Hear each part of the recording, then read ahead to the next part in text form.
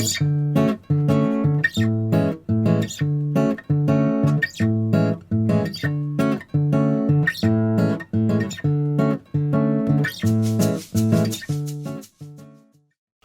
folks, so today we're going to be doing a ham. This is just over 6 kilos, so I think that's around 16 pounds, but I'll put the exact weight in the video just in case I'm wrong. So what we're going to do today is I'm going to take the netting off it, I'm going to take the outer skin off and then score up the fat cap so that we're left with a nice kind of diamond pattern, that traditional diamond pattern. And then we're going to cook this on the Kamado. Now it has been soaking for about 6 hours in cold water just to take the outer, or sorry, to take the salty kind of taste that they sometimes have away. I know they used to be saltier than they are these days, hence why I've only done it for 6 hours, but not all the family are into really salty food, so it's kind of a compromise and hopefully that will do the job. So this is just a standard ham that I've got from Macro. I've done it lots of times before in the oven, but this will be the first time doing it on the Kamado. Now, traditionally, I always used to boil them for 2 or 3 hours with some aromats in there, and then finish it off in the oven. But obviously, this time we're going to do it all on the Kamado, and hopefully it works. Now, the plan is to do this for Christmas, so I thought we'd have a test now, ready for Christmas. So if it doesn't go quite to plan, or we want to tweak the flavourings at all, I can do so. So first things first, get it out of the netting and get the skin off.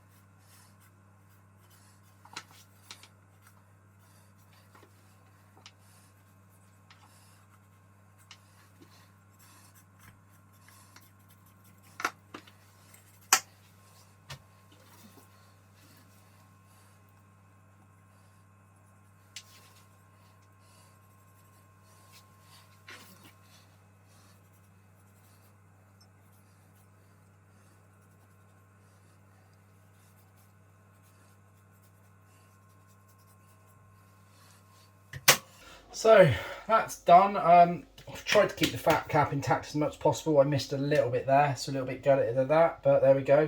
Not sure what's happened there. At some point someone's done something when butchering this, and literally I can get, well, my whole finger in there. So there we go. Obviously we will retie this. As you can see, it's been boned, so we need to retie that once we've got it all seasoned ready. I'm just going to do a simple mustard over the top with some whole grain mustard as well as Dijon, and then on top of that we're going to do some cinnamon, some allspice, some brown sugar and a little bit of maple syrup. And then on the inside I'm just going to season it simply with salt and pepper, just to add an extra flavour and dimension to it, but not to overpower it. Okay, so we'll get on and get that done in a sec. Okay, so now we're going to put that diamond pattern across the top. So just diagonally running the knife through the fat, not trying to penetrate the meat at all really, to start generating that diamond effect on the ham.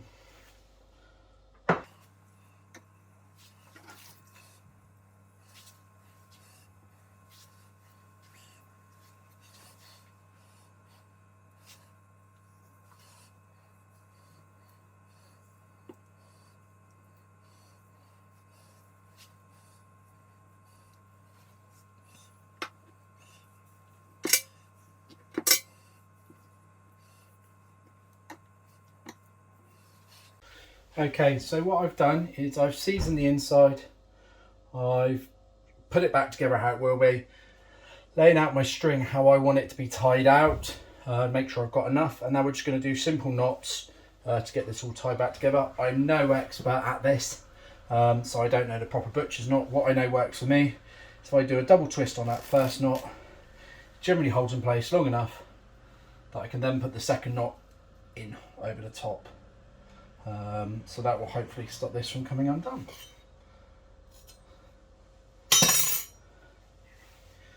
So we'll work through this. I'm sure you all know how to do this anyway. It's one of those things I think where kind of being into cooking means you've already got into a lot of the bits, like making ham and all those kind of different bits and bobs, and it's just taking it to another, not a next level necessarily, but just to a different level to try new approaches. Hence trying this on the Kamado. If it doesn't work out, which I'm hoping it does, but if it doesn't, I'll go back to doing this in the oven, because I've done it in the oven lots of times with great results. So yeah, it's just try something new and try it at a time when it doesn't matter. You know, this is now middle of October, so if it doesn't work, I know it doesn't work ready for Christmas, and I'm not stressed out at a period when it's already quite stressful. Really need to get some proper butcher's twine. This is actually gardening twine. It's natural untreated, so there's no harm in using it. But keep meaning to order it and just keep on forgetting. So what have we got going on here? Let's find the next one. There we go. I might have measured out too much, but we'll see. There we go. Put our twists in on that. 2. Like I said, this is just to keep it in shape while we're doing that. Cook, and then it will hold its shape afterwards, which is the main thing. You don't want it to lose its shape while it's cooking. Now, when I used to boil this, I used to leave the skin on when I boiled it, and therefore I just took the netting and the skin off once it had been boiled, and it already had its shape. So that was a lot easier, potentially. And that is why I definitely need proper butcher's string.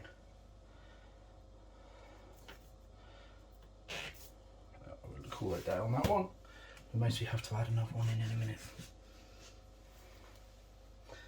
There we go.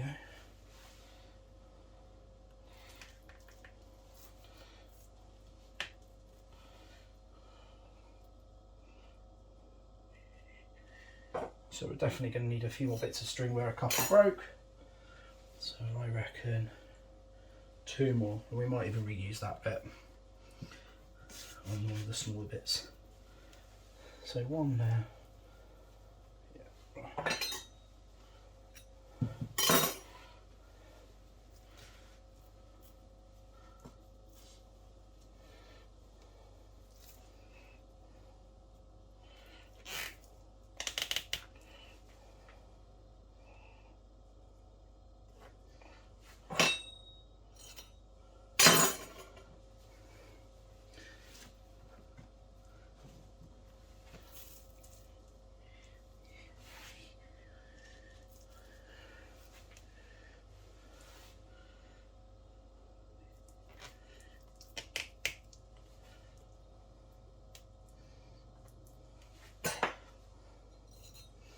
So as the ham all trussed up, I think is the right phrase.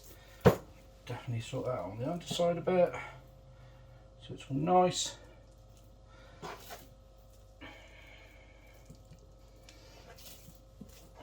Throw that bit in there. So the next step is going to be putting our seasoning on, or marinade based, call it what you will, and leaving it out to dry overnight. Okay, so I've got all my different ingredients out. I'm going to completely eyeball this.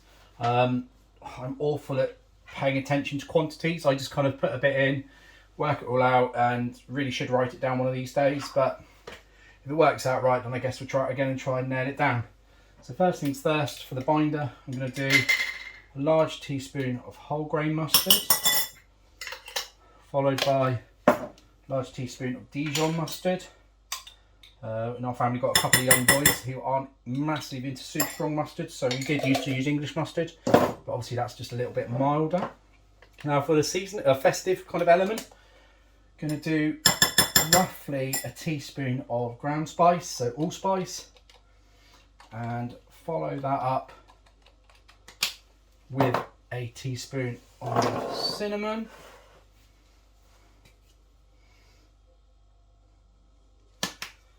And then some marmalade. Just because although no one in our family actually likes eating marmalade, I find it kind of just works really nicely on ham joints. So a nice tablespoon of that. And then a couple of tablespoons of dark brown sugar. So we'll get that in there now.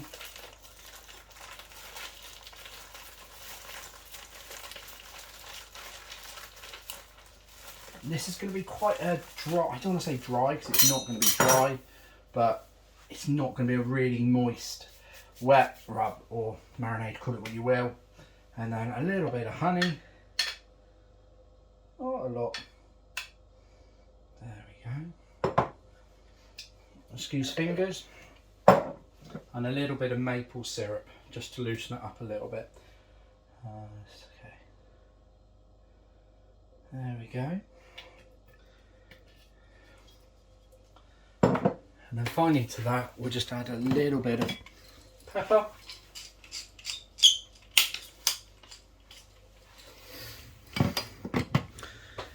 And that'll do. So we'll just mix that all up, and then we'll put that onto the fat top of the gammon joint, ham joint, call it what you will, and go from there. Now I find the marmalade, I don't know if everyone's marmalade's the same, but ours is quite thick, so it really needs a good work to break it all up and mix it with everything else. And then have a little smell and adjust accordingly. So I think it needs a little bit more cinnamon, so we are going for those Christmassy flavours, and a little bit more allspice.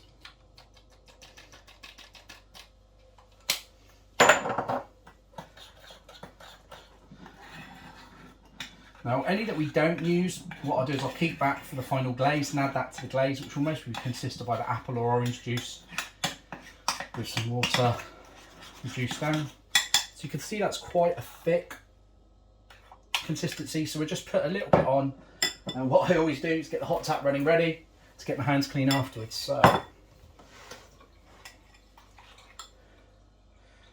put a bit over the top. And then get mucky.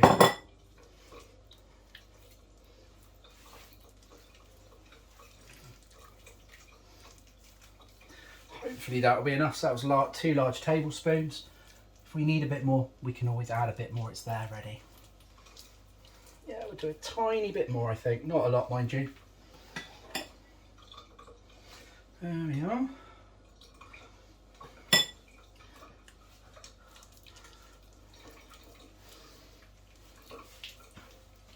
Spin the board around, make sure we're happy with both sides.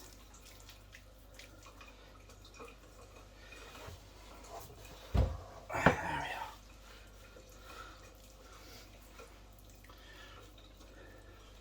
So we're going to leave that overnight on a rack in the fridge, and then we'll get that cooking in the morning.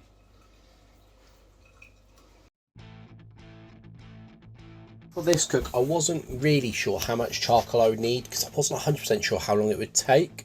So I filled the ash basket up nicely after cleaning the Kamado out, put a couple of lumps of beech in there for smoking, and had some assistance lighting it and keeping an eye on it, hence having to record the audio separately. And obviously to begin with, had the bottom vent open all the way, kept the lid open, and waited for this to get to temperature. And yeah, usual process really. Let the coals catch, and then obviously pop the lid down, let the dome get to temperature, let the dome start to get some of that radiant heat, and then from there obviously get a stable temperature around 250 I was aiming for, so anywhere between 225 and 275 Fahrenheit was fine. And obviously we'd keep that low and slow. I was actually really surprised. I didn't even use a quarter of the charcoal I'd put in. I had over 3/4 left. And in fact, one of the 2 bits of smoke and wood didn't get touched at all, and one only got caught a little bit. I've subsequently done another slow cook and a quick cook with some pizzas, and still using the same lot of hash. So it just shows how efficient these cookers are. So at the end you'll see me, or not the end, but at the end of this little clip you'll see me pop a drip pan underneath. It looks dirty, it's not, it's just because it's apple juice and water combined set underneath, not only to act as a drip pan but also to add extra moisture to this. I was really scared of drying the ham out. Not sure why, because as I'm sure most of you are aware, Kamados are really good cookers for not drying food out because they keep the moisture in. And obviously at the end of the cook we'll go over how it came out. But yeah, so I had the drip pan in there, had a deep heat deflector below that the drip pan was sat upon, and obviously had the hand joint above that with the probe in, and yeah, we'll go from there. So as we can see now, the ham's finished. It's looking really juicy. You can see there's a nice smoke colour on the sides. I know it looks a little dark from this angle, but it wasn't at all caught, burnt, call it what you will. It just caramelised really nicely. I'd been spritzing it with a combination of apple juice and apple cider vinegar for the final 1.5 to 2 hours of the cook, when it did start just to colour a little bit more, and I wanted to make sure it didn't catch any further. We were aiming for an inner temperature of between 145 150 degrees Fahrenheit, which is 63 degrees centigrade, and we had that across the entirety of the joint. So at this point I took it off the Kamado, cranked the Kamado up to give it a bit of a clean, put the joint on a tray and just let it rest for about 45-50 minutes, just so it could absorb most of the juices and relax after that long cook. In total it's taken about 6.5 hours to cook. It did fluctuate between about 225 and 250 during the cook. I really didn't want to go much more than 250 because I didn't want to catch the rub and cause that to go from that nice caramelisation to burning, because it can become very bitter very quickly. So yeah, what we'll do is we'll take that one inside and we'll get that set up for testing. So just to summarise, we soaked it for 6 hours in cold water to remove some of the saltiness. We removed the skin, we put the rub on it, and then we cooked it low and slow.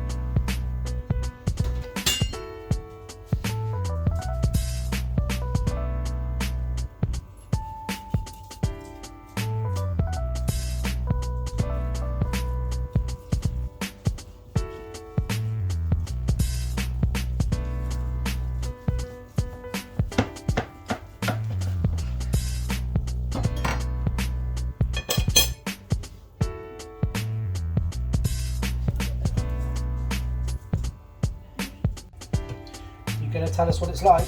Yeah. Is it yummy? Yeah. You tell me.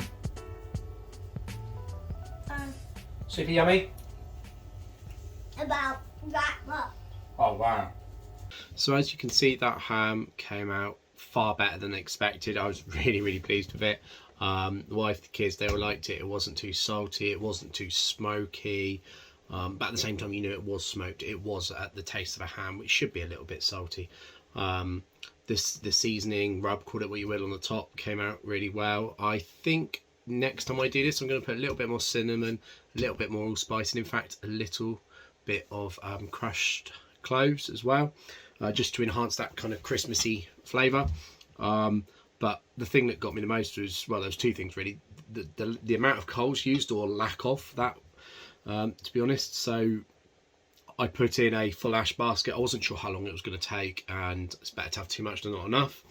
And I literally only used about a quarter of the coals of that, and that was a good long cook. You know, by the time I'd got the dome up to temperature, got it on, and obviously taking it off, it had been about 8 hours. So really impressed with that. Sorry. The other thing that I really was impressed about was how juicy the joint was after all that. I was really paranoid about drying it out. I don't know why, but I was. And it was the juiciest ham joint I've ever done, same as the wife said as well. Now I know Kamados are actually good for keeping moisture into a cook, you know, moisture retention, because of the way they hold that moisture in, because of that airtight seal within them, because there's not lots of kind of hot air blowing over like there is in an offset or a pellet smoker. So yeah, ultimately it came out really well, and I strongly recommend anyone giving it a go, because it's actually relatively easy, and I reckon it's one of the more forgiving cooks, like a pork butt or a pork shoulder, call it what you will, because there is natural fat in there. You've got that nice big fat cap which helps it stay juicy, and at the end of the day, if you don't give it a go, you don't know. So with that, I'll leave you folks to it, and I'll catch you next time. So thanks for coming along to Dad's Back Garden Barbecue, and enjoy cooking. Cheers.